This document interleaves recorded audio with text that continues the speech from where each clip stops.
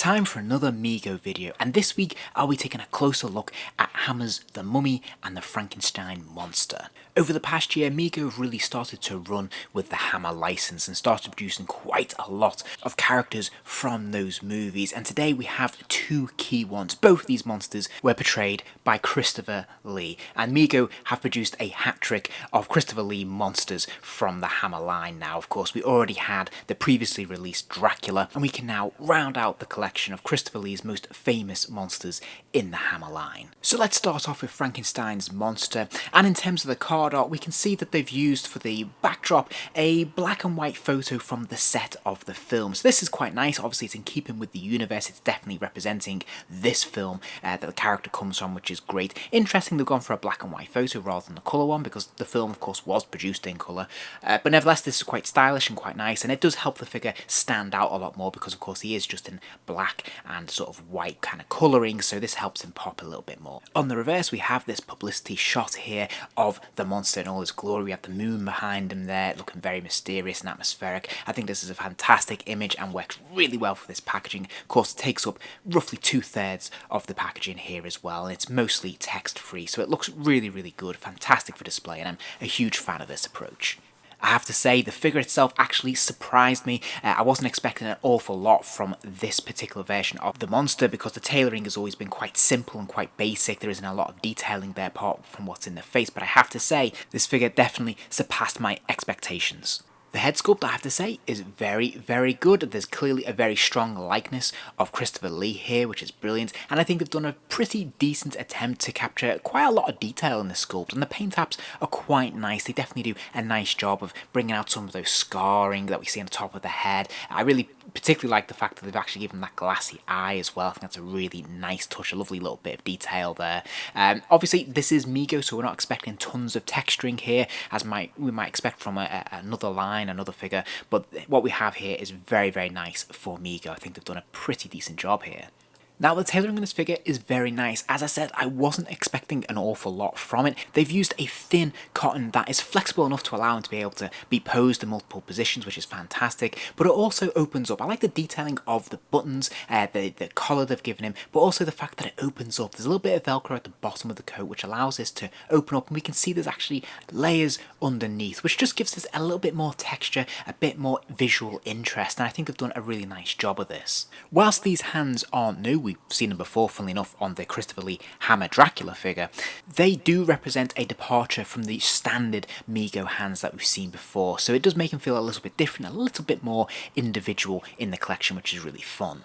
I'm pleased to say they've given him plastic boots, and thankfully there's no issues with him standing. Sometimes they can have an unsightly seam which makes these figures wobble, but these ones work really well. Now I don't know if these boots have been used before. I actually don't recognise them, so I'm sure they've been recycled from another figure at some point, but hey, they work really well here, and I like these ones. Both of these figures have standard Mego bodies, and with that of course comes the traditional articulation scheme as well. There is a swivel at the neck allowing the head to spin right the way around. There is a sort of joint in the elbow, which I never know how to describe, because if you move it, because it is held together with elastic bands, it will become dislocated so you have to kind of snap it back into place, but it will allow the arm to move up and down. There is a single joint at the elbow allowing the lower arm to bend to roughly 90 degrees, and there is a pin swivel at the wrist allowing that wrist to rotate 360 degrees and hinge all the way forwards and backwards, which is pretty cool. Now there is a ball joint in the waist which allows the figure to move from side to side, to lean left and right, and of course swivel from side to side as well. Of course the figure can bend forwards and backwards, and there is a joint in the hips that allows the legs to kick out to the side, and those legs can also kick forwards and backwards as well. There is another single joint in the knee which allows that lower leg to bend to 90 degrees, and then finally there is another hinge at the ankle that, even with the boots, allows the foot to bend forwards and backwards a little bit. All in all, I really like this figure a lot, and I was surprised because I wasn't expecting an awful lot from it, simply because the design of the costume is quite simple. There's not an awful lot of detail for them to draw from, but I think they've actually done an excellent job, a surprisingly good job of this figure. I actually really like this coat. I really like the way it looks, the silhouette, I suppose, for lack of a better term. But I really like the detail they've got in there, such as the buttons, the fact that it can open up and there's layers underneath. I think is really fun. So I think they've done a very, very nice job of this, and I think the head sculpt in particular is very, very strong as well.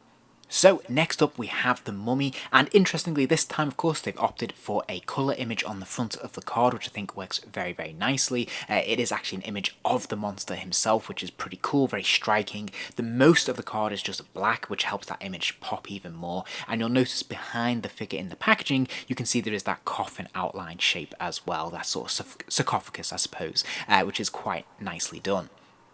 On the reverse we have another still from the movie, again another colour image, and I think they've splattered it a little bit with drops of blood. I'm not sure if that's strictly necessary, but hey, it only adds to the fun. I think this is again really nicely presented and looks really good on display.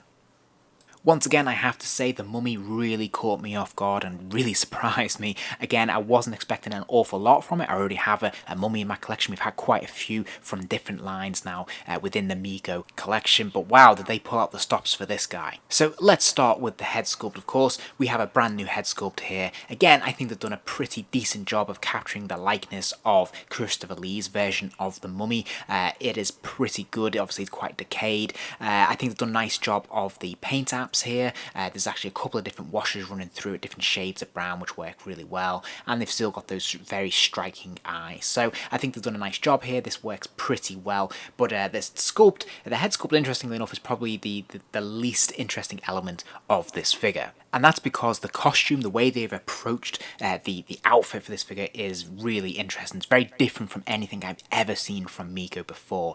There is a real sense of texture to this outfit. It must be the way they've dyed it, I'm not quite sure, but there's something very hard, very stiff. It feels like this figure has been embalmed and entombed for 1,000 years. He's so incredibly stiff, and he's got bits and pieces that kind of flake off him as well, which is intentional, but it works so well.